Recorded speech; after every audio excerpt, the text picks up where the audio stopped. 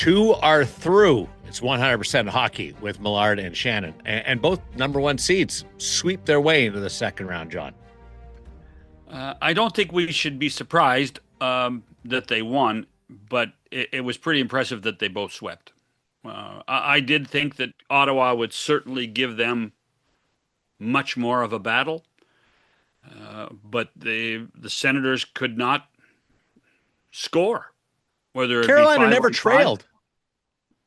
Well, and Linus Ullmark, if you know, when we do playoff previews, you say, well, Ullmark has to be the best player on the ice for Ottawa to win. Well, he was. He best was player on the ice in the series. That's arguably. right. Yeah, and he lost 4 games in a row. It's amazing when you think how well he played, but he, you know, between injuries and unable to score and not just 5-on-5, but how many? They had 4 5-on-3s in 4 games and couldn't score really on those 5-on-3s. If you can't take advantage of special teams, you are in dire trouble in the playoffs. And LA, you know, LA wasn't going to win the series. There's just no way they were going to win the series. But I did think that they were all close games. But I thought that Colorado was impressive, grinding their way through the 4 games. It's funny how people looked at it. Carolina never trailed. Were pushed, but pushed back and made a statement. And Colorado was underwhelming through the first 3 games and were criticized. And they both swept. So let me ask you, you're the goaler on this show. Mm-hmm. Were you surprised Scott Wedgwood played all 4 games? No. I was surprised Forsberg played all 4 games. I thought they might switch it up. Yeah, it's interesting. Billy Ranford's the goalie coach in LA, and you wonder what kind of input he would have. Forsberg was good, though, Darren. Forsberg was really good. You couldn't fault Ranford's him. He's not the day-to-day guy anymore. So. No, but I guarantee you the DJ, if he's got a question, he's phoning Billy. Mm-hmm. You know, I was expecting Los Angeles to change it up just for the sake of making a change, trying to give everybody some jump. But Wedgwood, if you're winning, why would you change? Because they're a 2 goalie system, and I do think that at some point they're going to need Mackenzie Blackwood. Well, what Valiquette say? Steve Valiquette said you got 7 good games by a goaltender. Every goaltender's got 7 good games in a row. According to Steve's logic, then we're going to see Blackwood in the next round. Yeah, just might. Yeah, we just might. Yeah, no, just might. Fascinating to do that. It was, and by the way, on the topic of goaltending, give Freddie Anderson some credit. He was very good for Carolina. He's, you know, the criticism of him always was that he's never healthy. Well, he stayed healthy for the series, and he was fantastic. And how about Taylor Hall? Let's see. How about Taylor Hall? How about Taylor Hall? Renaissance. Spell it. REINNESCEEC. HALL. What I like to do with that kind of thing is just start throwing out letters and hoping people lose track. My eyes are glazing over, so I obviously lost track. So it was nasty. That series was nasty. Yeah, and Ridley Gregg will have a hearing. It doesn't. The great thing the thing about the Gregg hearing is it can happen a month from now. It doesn't have to happen right away. How dirty was that? Well, it was dirty. It was dirty. You know, we in hockey, people roll their eyes when we talk about the code. That was so far against the code of how it was. It's almost like it broke the Geneva Convention. That's how bad it was. Yeah. I mean, you just don't do that. You just don't do that. So, how many? You see Warren Fogle, who was tied up with Walker. Warren Fogle almost looked and went, "What? What are you doing?" And Warren's such a good guy. I like Warren. Now, he did keep his glove on. I don't know whether that means anything to you or not, but the glove was on, but it Don't was gloves so hurt? obvious. Don't gloves sometimes hurt too? Yeah, but at least it's not a fist coming through your face. Oh. A So what do you bare figure? fist, 5 games? 3 games? probably three. Yeah, It that's was what I think. nasty. That's as dirty of a play as I've Yeah. seen in a long time. And how about the commotion today in Ottawa?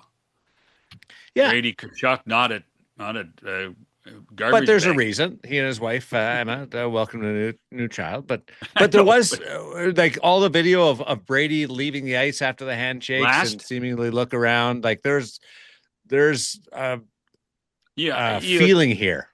ah, yes, there's a lot of discussion externally, but if I you're think the we're headed captain of for a huge off season of player movement of guys under contract and star players under contract. you do, huh? Yep. You're going to stick with that? I'm not only sticking with it, I'm leading the way on that. Pete DeBoer's also got a couple of opinions. The Well, new and head here coach of the and New York Islanders. he's already had his movement. He's already got the new job. 4 games of did they win? I don't think they won a game. They They won didn't. one. Yeah, they won his Oh, they debut. did. Yeah. Again. Oh, that was the Maple Leafs. Yeah. You can't just write that off. Yeah, you should. Yeah, maybe the way things are going. We'll get to the Leafs in just a little bit. But first, Pete DeBoer is going to join us, talk about the transaction, how it came about, and what he wants to accomplish, and how much of a head start this gives him. Also, Matthew Schaefer and that conversation. It's 100% Hockey with Millard and Shannon. Stay with us. NHL TV is now on DAZN. Hockey lives here. Here we go. Watch every game from every team. The best players in the world. And the coldest plays on ice. Watch up to 4 games at once for the ultimate NHL experience. Sign up now at DAZN. Okay, we'll get into this quickly because he's got stuff on his plate now. Pete DeBoer's got a job. He's No more trips to who Italy. knows what's going on. Are you swamped? I am. I went from 0 to 100 really quickly. And you know what? And as great as my year off was, I've been dropped into a situation like that once before. It was actually with the Vegas job. It was mid-season, January. I was on a beach in Sarasota, Florida, with my wife and daughter, and less than 48 hours later, I was coaching in Ottawa in the middle of a five game road trip through Montreal and Boston. And this one was probably even more hectic, because it all came together within 24 hours, and I was running a practice in Long Island. So it's been a whirlwind for sure. So let me get this straight. Julian Brisebois calls, or not Julian, sorry, Matthew Darsh. Get them mixed up anyway. Matthew Darsh calls you, and 24 hours later, you're hired? Yeah. Yeah. Oh, It was so they were playing Carolina on the road, and they had lost, and I think it was their 5th or 6th loss in a row. And I actually I hadn't watched the New York Islanders at all. They weren't even, the East really wasn't on my radar to watch a lot of hockey. I've been in the West for over a decade, so if I'm watching a game, it's usually a Western game. But I happened to be watching parts of that game, flipping back and forth, and my phone rang after the game ended, and it was Matthew Darsh. And I had I'd spoken to Matthew Darsh one time before, and it was last summer. He was calling about a character reference. They were hiring Bob Bugner as an assistant coach, and Boogie had worked for me in a couple places, and he was just kind of doing a reference background check. And obviously, I had a lot of good things to say, and they ended up hiring Bob. But it was a 20-minute conversation. Last summer was the only time I had ever talked to him, and I happened to have his number in my phone because of that conversation a year ago, and it popped up Matthew Darsh. So, and it still didn't cross my mind he was calling about making a coaching change. I thought it was in regard to something else. I mean, there was 4 games left in the season. I didn't know what it was about, but maybe about a different topic, and and that's when he said, I'm committed to doing something here. I want to give us a chance this year, and more importantly, moving forward. And we started talking, and he made it clear that he wanted some immediacy to it, and they had a 3-day break of practices. Of actually it was a 4-day break, three full days of practices before their next game. So if we were going to do it, he wanted to do it really quickly and get me in to take advantage of that practice time. What was it like plopping in there and the reaction by the players, the interaction there?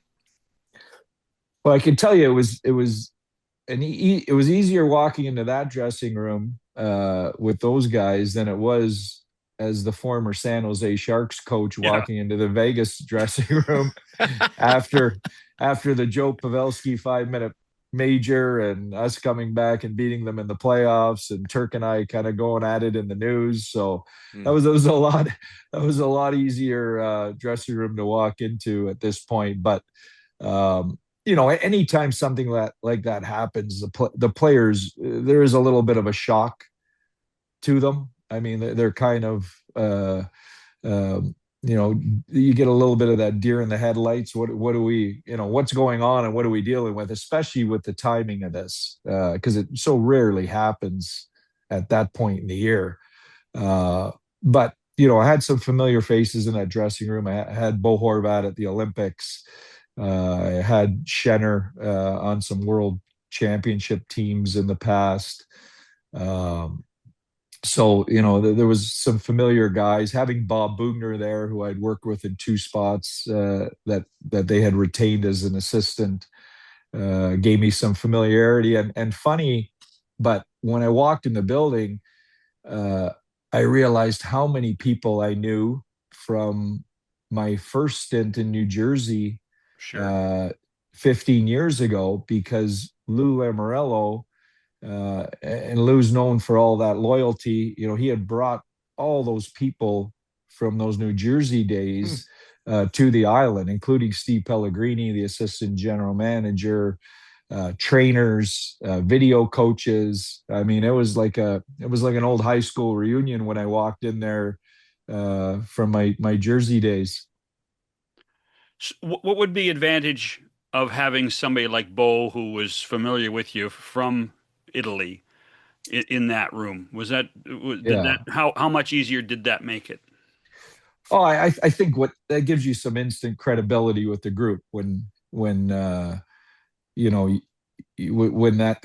guy is in that dressing room, and everyone's looking to him, because the first thing players do is they look to the guy who in the room who knows the guy coming in or has played for him at some point, and says, what are we dealing with here? And so I think it gives you some instant credibility when a guy like Bo speaks. Comparable to the group.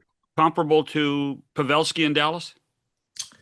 Oh, I would think so. I mean, Joe, 2 different personalities. I think Bo's a quieter guy, but yeah, comparable for sure. And Pav was always a big guy for me, walking into especially in Dallas, in order to get buy-in immediately. Matthew takes a swing, trying to get in the playoffs. But what's the advantage to going in with 4 games left for you for next year? That's a great question. And you know what? Initially, I had some reservation on my end about it. Just, for exactly that reason. What are we going to accomplish here? I mean, if we get on a run, we get in the playoffs, great. If we don't, what's the other advantage to this, other than we're we're rushing headlong into this. And I'll be honest with you, spending those 4 games and those 2 weeks with those guys, having the exit meetings with them, getting a chance to sit down and do hours of one-on-ones with the entire group at different points, was really valuable and really expedited where I would have been had I got the job in the summer, and flew in to meet Bo Horvat and Muskoka or wherever he was for a day, and tried to fly in and meet Matthew Schaefer wherever he was spending his time. So, I think looking back now, I had some hesitation going in, but looking back now, I feel like I'm way ahead because of having gone in there than I would have been. Actually, so you mentioned Matthew Schaefer. Knowing what you know now, knowing what you watched for 4 games, Matthew Schaefer on the Olympic team? Yeah, I would say, yeah, you know what? Listen, hindsight's, Oh, sure. that's easy. Yeah, and you know that. And you know what? I was in all those rooms, and it's really hard to put an 18-year-old on an Olympic team, never mind two with Celebrini and him. But having stood behind that bench now with him for 4 games, I'll put it this way, he'll be on every Olympic team for the next 15 years. I can tell you that. Did you know him at all, or were you? I didn't. I didn't. I mean, he's from Stony Creek, Hamilton area, which is kind of my area where Your I grew up. backyard? Yeah. Yeah. We have there's a lot of common people we know, but I didn't know him. And I'll tell you what a special kid. I mean, when you sit down, I mean, I read the stories about his journey, but when you sit down and actually speak to him, and you get the journey from his mouth, in a one-on-one setting or in a meeting type setting, and he talks about his mother getting cancer and dealing with that, and then her passing away, and then his billet mom passing away while he was playing in Erie, fairly soon after. The adversity of his injuries that he had through his junior career, and then to be able to pop the way he did this year, it really amazing. It's one of those things. It's a cliche, but he really has some personality. He's a better person than he is a hockey player, and he's one of the best hockey players on the planet. But when you sit down, there's some real substance to this kid. What do you like most about his game? You know what? He attacks every shift. He's attacking, and he's doing it. He's not doing it recklessly, which is really rare. It's one thing to have a young Colt defenseman that's attacking every shift, and he's either creating something or giving up a breakaway. This guy does it with some defensive conscience to him. He's not afraid to dig in defensively and stick his nose in physically, and he's got a defensive competitiveness to him and a defensive conscience to him. But he still maintains that attack mindset. So rare for a young defenseman to have both those things. The other thing, and this is just my observation, what appears to have happened on Long Island is that he seems to, just by his play, to have galvanized this team, because every other player on the team now knows how special he is, and they want to protect him.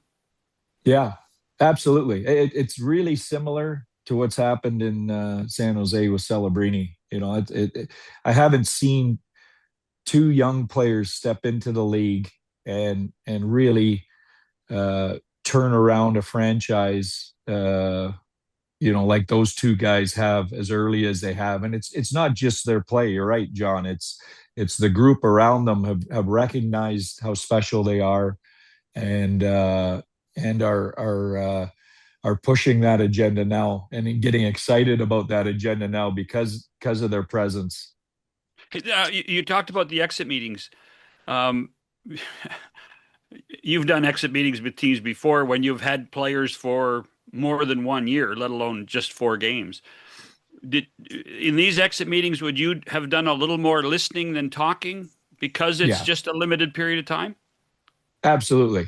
Yeah, it was a chance for me to really listen to, uh, what they felt, kind of went wrong as the season went on, and how they ended up in the place they ended up in, and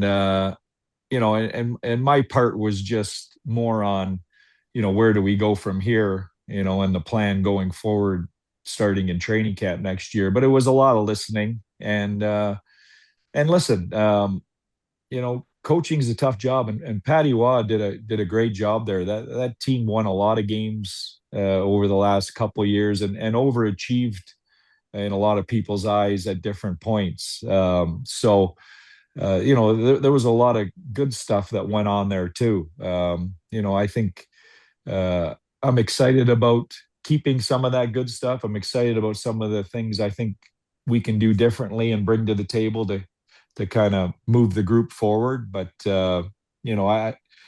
it wasn't a situation where the guys quit on the coach, or the team was a disaster. It just wasn't working. Take a break. We'll continue with Pete DeBoer on 100% Hockey with Millard and Shannon. Stay with us. With the NHL app, you can listen to every NHL game right from your phone. And with home and away broadcast feeds, you choose your way to listen. And he scores! Whether you're at work, at the gym, or stuck in traffic, the NHL app puts you right in the action all season long. Every team, every game, everywhere you go. Download the NHL app and never miss a moment.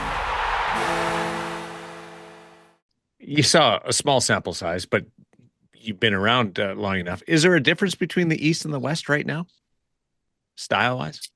Yeah, I think there is. I think there always has been. And you know what? I think it's probably almost shifted. It's funny to say, but when I moved to the West, to San Jose, excuse me, in 2012, the West was a grind, of a defensive grind. LA Kings, and Daryl Sutter and that mindset. Big boy hockey. Big boy hockey everywhere in the West at that point to get through. You know what? And then I think it kind of shifted a little bit. And you know what? Probably 5-6 years ago, I'm thinking of the Bruins in their heyday when Butch was there, and they went to the finals. Bergeron was still playing. Big boy hockey. Florida, big boy hockey. And the West kind of flipped and got a little more, I think, offensive and a little more dynamic. And now I think it's shifted back again. I think the East is really young and exciting, and I think the West now, when you look at Minnesota and Dallas and Vegas, you're back to that defensive grinding again. So it's funny how it shifts, and it's not once a decade. I mean, that's 3 shifts, probably division or conference to conference in the last 12 years that I was out West. I think it's a product of just the copycat piece of what we do. Is you're trying to keep up with the Joneses. If the Vegas Golden Knights win the Stanley Cup, built around a defensive structure and big defensemen, everyone out West tries to go that way because they know they have to get through that in order to get to a cup. But it's interesting to watch. It's interesting how each conference kind of copycats the best team in their conference, because that's the group you have to get through in order to get a chance to play for a cup. But you haven't mentioned the biggest difference, and you have lived it, coaching in New Jersey and in Florida. How many more nights are you going to sleep in your own bed? Seriously. The travel is huge, John, but I think even the bigger piece is practice time. I mean, Right. honestly, like from a coaching perspective in the West, the practice time is so limited because of the travel. I mean, it happened in the schedule that we had some practice time in Long Island when I got there, but when I went back and looked at their calendar, I couldn't believe how many more practices they had available to them in the past month than we would have had if I was when I was in San Jose or Dallas. So that's a huge advantage. What would you like to do with that practice time? Like put your Yeah, stamp. What's your stamp? What the tweaks that you're looking at? yeah. Well, I don't think it's any secret when you take over a team. I mean, the first thing you do, and again, I didn't watch the Islanders at all. They weren't even on my radar. I wasn't watching hockey, based on who I thought might get fired or what jobs might become available. I watched hockey to watch hockey as a fan or a coach. And I was trying to watch some of the higher end teams in the league, looking to try and get better for wherever I was going to go next. So yeah, the Islanders were the team that I had watched. So when I got the job, you immediately dive in as quickly as possible to the analytics to see, where can you make the biggest difference right away? And what do we have to address right away? And the thing that jumped off the page, I believe they were 31st in expected goals against and 32nd in high danger chances against, or flip those numbers. But bottom line is that defensively, we had to tighten things up immediately. They have some goal scoring issues, but that was secondary. It was you've got a world-class goalie in net. Let's give him a chance defensively to win us some games. And, so that was the area of concentration. And we've got a lot of other things we've got to talk about and can get at, but that's going to be the area of concentration going forward. And I think with the goaltending they have, if we can clean up our defensive metrics, you're going to give yourself a chance to win every night. Do you change the philosophy of this team at all now that you have a summer to do it and now you understand where they are? Well, I think I think the two go hand in hand. I think whatever you're concentrating on as a coach bleeds into the players'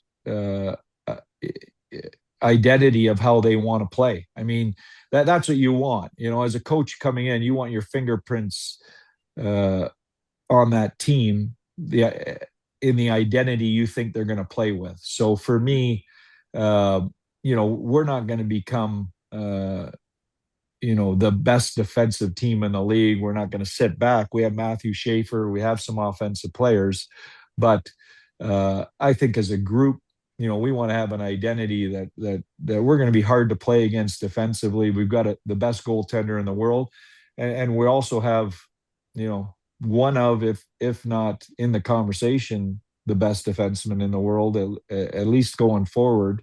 We want to be able to attack around that too. What was Sue's reaction when you got off the phone? I think she was happy to get me out of the house. I think I think she had the car running and the suitcase packed, and see you later.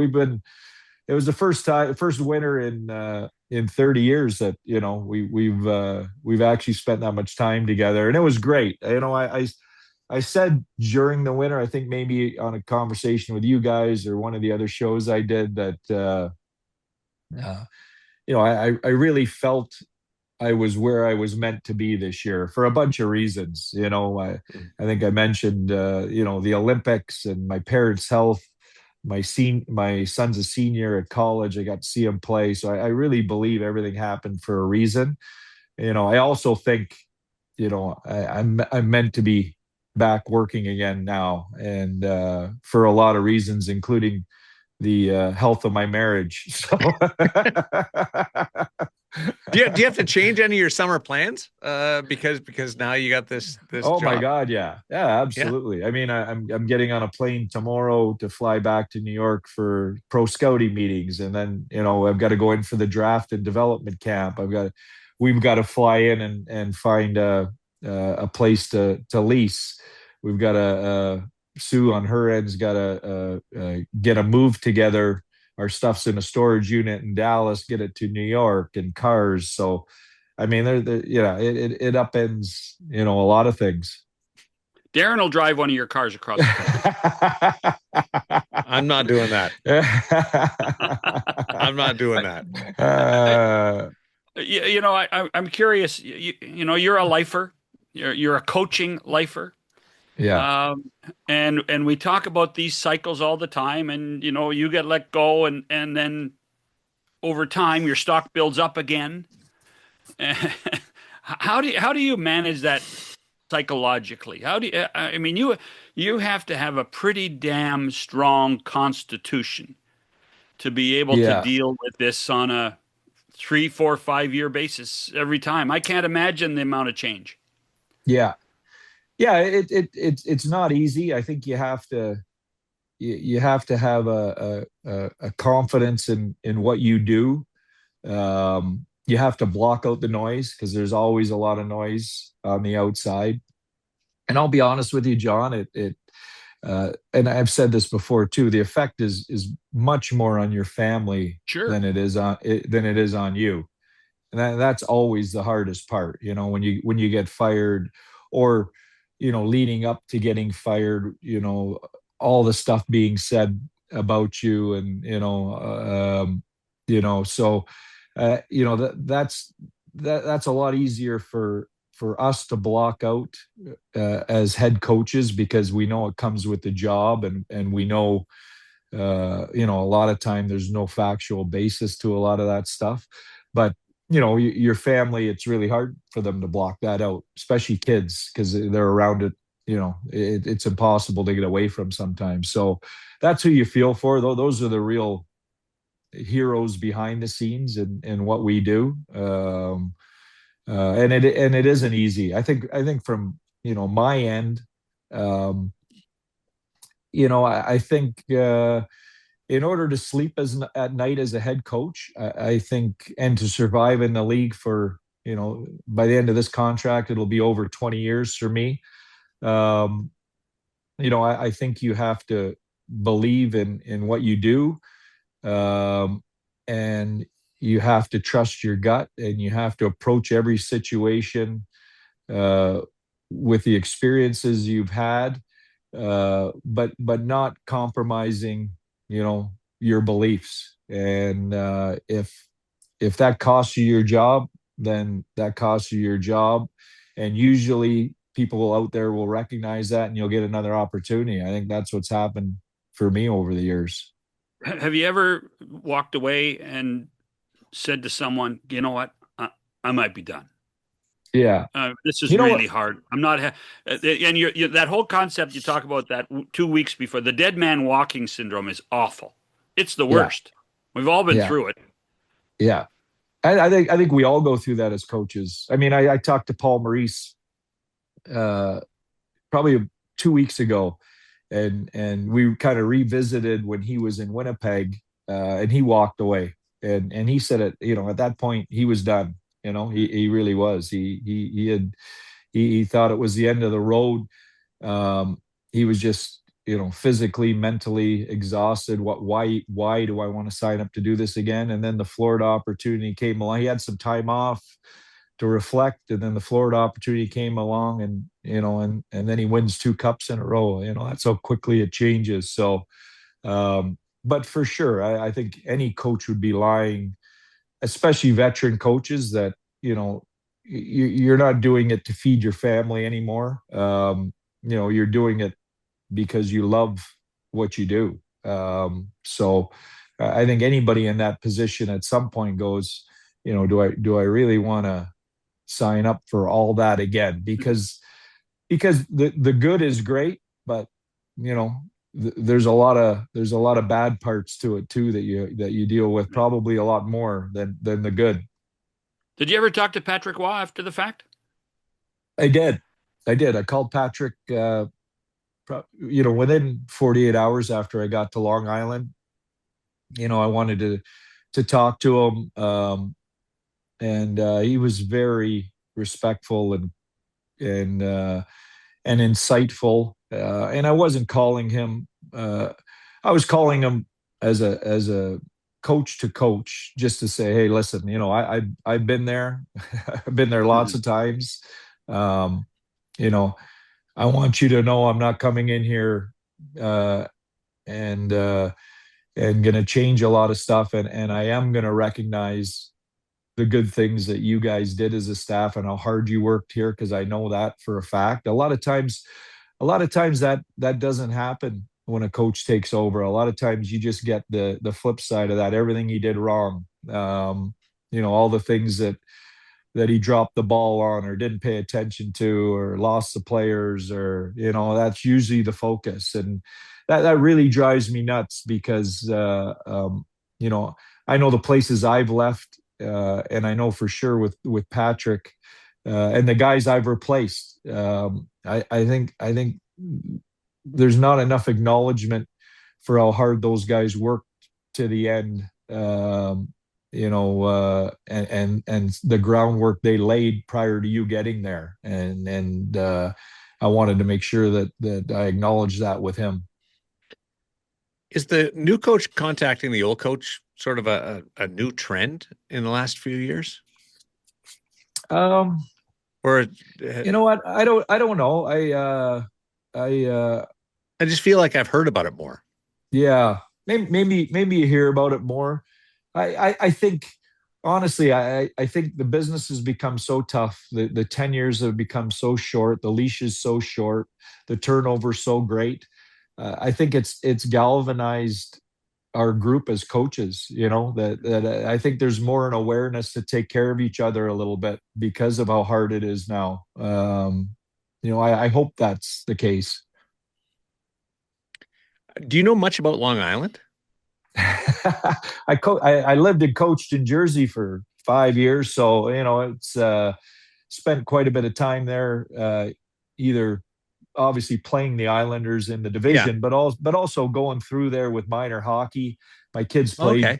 Yeah, my kids played AAA hockey in Jersey, so the Long Island Gulls and Royals were in their division. We spent a lot of time rolling up and through that area. So beautiful area of the country. I'm really excited. New Jersey gets a really bad rap. It's actually a phenomenal place to live and work. And I feel Long Island, is the same. Have you watched the playoffs? I have been watching the playoffs, and What's is a great jumped arena. out at you?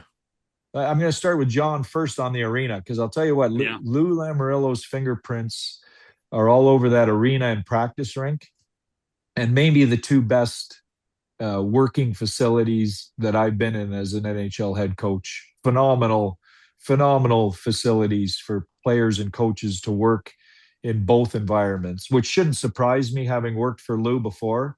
But the detail, how well it's done, all those things. Amazing. The corridors are so unbelievable. Wide. Yeah. And the dressing room. Well, I mean, I wanted to see the dressing room when it was built. They've been in that building now, what, 4 or 5 years, maybe. But with Lou in charge, no one was allowed in. Like not even a secret tour in the back. Like, hey, take a look. So yeah. And I knew the video guy. He goes, I'd love to bring you in, but he goes, Lou, there's zero chance you could get in there. So it was like Lou likes you. Oh yeah, and Lou likes me. It was like getting a backroom view to the crown jewels that no one's seen in 100 years. It was like I get to come in here and actually take a look at the room now. But phenomenal facilities to work, and I shouldn't be surprised that it would be first class with Lou's fingerprints on it. And I have been watching playoff hockey. All of a sudden I'm watching 3 games a night and really invested in it and excited about it. And it's great. And I'll tell you what, it is wide open this year. Really, I can't tell you. I think Colorado and Carolina look really good at this point and probably the favorites. But after that, I think it's wide open.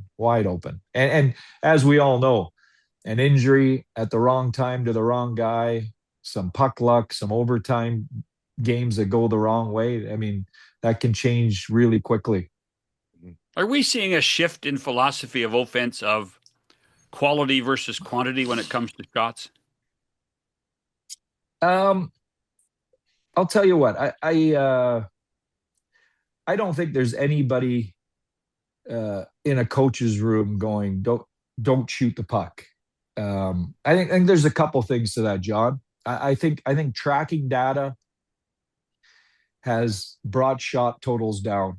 If you think about the old shot clocks, it was a guy up in the press box, and anything within 6 inches of the net, even if it was going wide, they hit the button. Okay. Now it's an actual analytics. They have a net, and anything a quarter an inch off the net is not going to be a shot. So I think immediately you eliminated, I don't know how many shots a night, but it's got to be 3 or 4 or 5 a night. I think Daren's a goalie; he could probably tell you more, but I think that's a small piece of it. I think there is a more awareness to try and make east-west plays and look for seams and things like that than maybe there was in the past. But I think so. I think some of the offensive coaching going on, I think, plays a piece in that too. But that's only a small piece too. I think. It's interesting. I think power plays used to be built off a lot of point shots and traffic, and now it's a lot more plays down low and east-west plays and plays to the bumper. So I if I had to say it, I think it'd be probably a combination of those three things, couple shots a night in each of those areas, and you're down 5 or 6 shots a night. Yeah, the emphasis on wagering and the impact on the game with prop bets, they've dialed in what's an actual shot and what's not an actual shot. Right. Even if goaltender makes a save and it's going wide, they don't count that as a shot anymore. So, right. And how many a night would that have been in the old days? 5? Yeah, I think so. 5 each way, at least. Yeah, I think so. Yeah. So before we go, you finally got your golf game in a good spot. Now you're going to screw this whole thing up. Well, it's always been in a better spot than your game, and I can take a year. I can take a year, go back to work, and still take you on. When was the last time? When was the last time that DeBoer and Maurice, at least one of you, wasn't in the playoffs? Oh my God, that's a pretty long string between the two of you. Yeah. You know when what? You think about it. That's a great point. So the last time I missed would have been in Vegas. We had a bunch of injuries. He was still in Winnipeg. Right. But no, that's the year he might have been. That might have been the year that he was out. Or maybe he was. So back it's not that far then. It's not that far. Or maybe he was back in Florida then. By then, I don't know the exact, but it hasn't been many for sure, John. No, yeah, for more than 2 decades. Yeah, exactly. Yeah, it's rare that John asks a question that he doesn't already know the answer to. I learned that from the commissioner. Gary Bettman taught me that a long time ago. Only ask questions you know the answer to. Say hi to everybody. We're happy for you, and we can't wait to see what you do in Long Island, pal. Thanks, guys. Appreciate it. And remember, it's on Long Island, not in Long Island. On Long Island. Not in. All right. On Long Island. Got it. I don't know how you get by without John. I don't know what's going to happen. We'll be back with more 100% hockey. NHL TV is now on DAZN. Hockey lives here. Here we go. Watch every game from every team. The best players in the world. And the coldest plays on ice. Watch up to 4 games at once for the ultimate NHL experience. Sign up now at DAZN. I liked your question about Schaefer and the Olympic team, given Pete's involvement in Milano. But he's right. You can't have two teenagers. Why not? You know, sometimes There's other guys that are more experienced, and we value experience in our game. So what you say is logical, but when you look at what has happened, both in particular, well, I guess in 5 or 6 of the nations that are involved in under 16s and under 18s and under 20s and world championships and the Olympics, these guys have tons of international experience. They play head to head with guys from the I'm time not talking they're international mid-teen. experience. I'm just talking about experience. Guys that have been around the block a few times that are still at that level. I'll tell you what. Now, if Celebrini is not around, I might have considered Schaefer, but not two of them. Well, obviously, they needed something else because they didn't win. Oh my goodness! You make it sound like they lost in the quarterfinals. They almost lost in the quarterfinal. What's going on in your backyard of Toronto? Well, no, it's good because I picked up all the leaves yesterday and I'm mowing the lawn today. Okay, so you're more productive than what's going on with the other Leafs or leaves? I have leaves. They have leaves. They have leaves. It seems a little surreal. I almost don't want us to predict anything anymore because I don't know. And I mean, the names that are out there now, Scott White, John Chayka, I just don't see it. I'm sorry. I don't see it. You know, I know Keith Pelly. I've known Keith Pelly a long time. It appears that Keith is trying to reinvent the wheel. It really does. He's trying to reinvent something. And last I checked, round wheels work. And there's just something missing in all of this. And perhaps it's all smokescreen. I mean, and I say that as almost wishful thinking.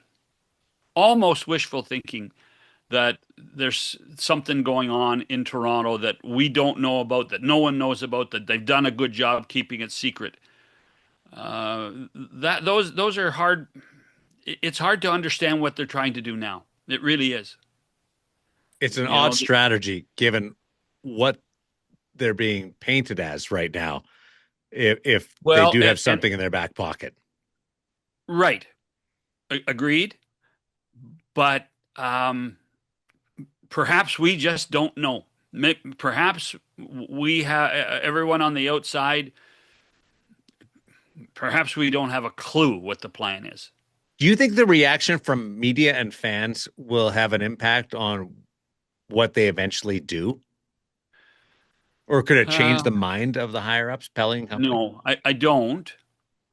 But that doesn't mean people won't start doing it. I mean, if anybody reads the Toronto Sun and reads Steve Simmons, his Sunday column was scathing against both Scott White and John Chayka, scathing to the point where if Keith Pelly, if Edward Rogers, Tony Staffieri, the two honchos at Rogers that own the club, read it, they would have second thought. But you know, when you're that high in the totem pole, you insulate yourself and you make your judgments. And that if they have interviewed both of these gentlemen and think that one of them is smart enough to run the operation, they don't care. They won't care what public opinion is. But I'll tell you what, it's fragile right now, Darren. It is fragile when it comes to this. I do in a strange way. I feel for Keith. I really Why? do. I do because if he makes the wrong decision, he called it at his press conference, at his ill-fated press conference. He called it the most important decision in the history of the company, or something to that effect. If he makes the wrong decision, this will taint him for the rest of his life. the rest of his life. And just, I mean, look at what people, and it's only people and what they say. And so some people say, I don't care what that is. But look how John Ferguson Jr. is judged in the game of hockey and in public opinion because he was put in a really tough spot. And he's never been I think able to he's get judged in Toronto. I don't think it's the game No, of hockey. but those are two different things. in the game of hockey, he's judged for his prowess as a scout and his administration. Mm-hmm. But I think it's tainted his ability to get another general manager's job. I really do. And I like John. John's a good person. But it has hurt him. I worry from that perspective, from a personal perspective for Keith as well. Yeah. I thought everything that was said, it is ugly. Everything that was said at that press conference, the Pelly press conference, I expected a deeper list of candidates. And one thing that's become clear is there's not going to be a president of hockey operations. They're not going down that path. I mean, I don't know. We know that. Well, why would you hire the general manager before the president of hockey operations? Maybe they're all being hired at the same time. You know, have one more press conference, announce all of them. Why wouldn't the president of hockey operations hire the general manager? Well, is he not? You're right. You're absolutely right. But we don't know what's behind the curtain. We don't know all of the stuff that goes on. Well, I think we know enough based on some of the reporting. I'm not so sure. Or maybe it's just wishful. Well, if you're not so sure, then you know something. So tell me. No. Maybe it's wishful thinking on my part. I'm just trying to give people the benefit of the doubt. And I tell you what, there is a ton of doubt. A ton of doubt. Every time you go through a situation like this, you have a tendency to say, I've never seen it this bad. I've never watched the Toronto Maple Leafs go through something like this. But they have in the past. It's just 20 years you don't ago. expect it right now. And I think what's more frustrating for Maple Leaf fans than anything else is that it has taken them 15 years to rebuild the organization on the business side, rebuild the organization to be in the playoffs for 9 consecutive years. You know, the drafting of players when they were in the lottery, like Marner, like Nylander, like Matthews. You know, the free agent signings, John Tavares, everybody thinks that they were pointed in the right direction. And now it appears like it's all evaporating, Darren. So how does this affect Austin Matthews? Exactly. Good question. He's watching this going, do I want to be part of this? That's a fair question. That is a fair question. That's the most fascinating thing. By the way, was the puck in the net last night? Yes. Okay. The Anaheim Edmonton game? Yeah. I didn't need any parallaxal. No, I know. Parallax view? No. But there's a way. I was actually thinking as I was watching it, there is a simple way to show everybody how it goes in. How it was. No, I'm not telling you. No, the network will steal the idea. Because they watch everything we do. Okay, you just snubbed our viewers and our listeners. You know something you won't tell us. Yeah. I hope people react to you and say, thanks, John. Thanks for nothing. It won't be the first time. On the Edmonton front, I will say, how did they call it a goal on the ice after no signal at the moment and then the conversation? Because you know as much as anybody, how you call it on the ice impacts what the situation room can do. Right. And what I get a giant kick out of is the officials getting together to discuss it before they announce it. And 3 of them were 60 feet away. Yeah. So they had no chance of knowing what was going on. Remember Major League? Yeah. Or Bull Durham. It was Bull Durham when the pitcher coach goes out and goes, okay, what are we going to do for wedding gift here? Candlesticks. That's right.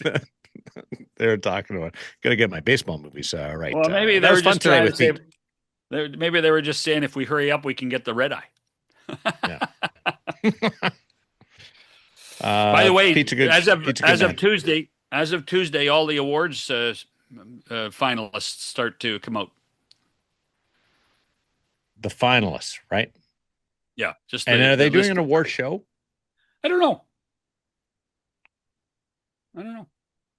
And the draft this year, you might be able to tell me this. It's in Buffalo, but it's a remote draft. It's the same as LA. Yeah, but that was in a theater. Are they holding it in the rink?